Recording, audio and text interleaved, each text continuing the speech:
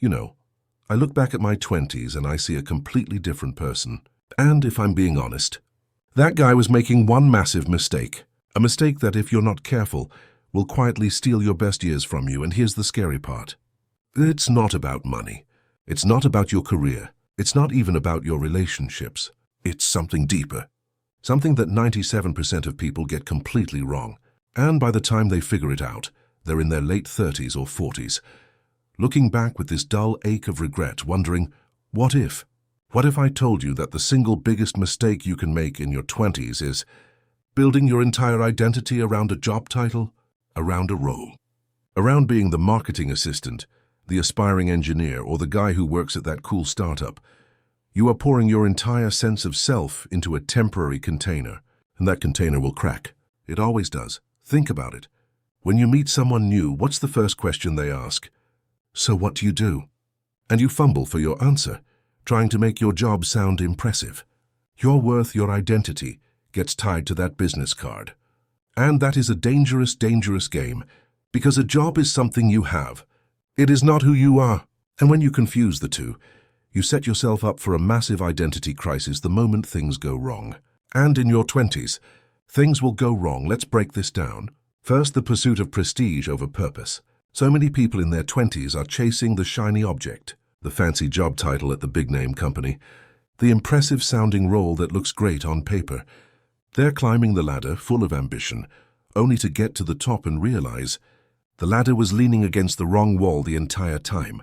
You spent a decade trying to become a manager, a director, a VP, and you wake up one day and feel empty, because you were chasing the trophy, not the feeling.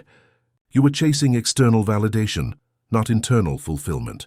That promotion feels good for about a week. Then the novelty wears off, and you're left with the same you, just in a slightly more expensive chair. Point number 2. You become fragile.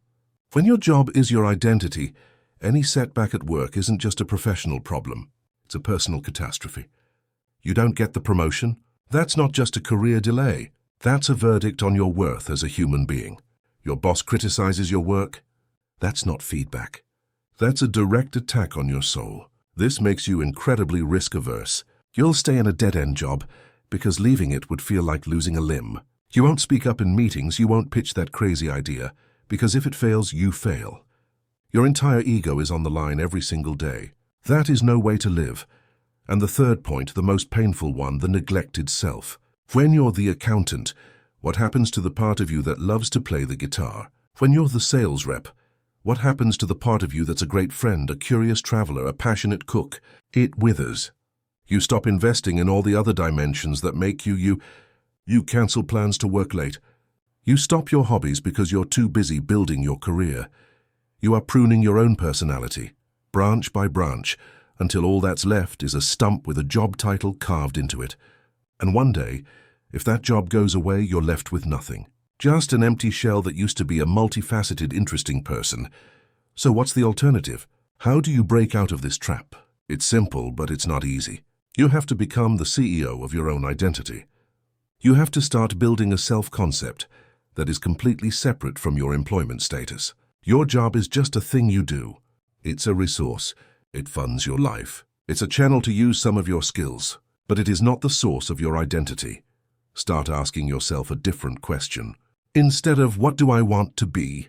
Start asking, what do I want to experience? What kind of person do I want to become?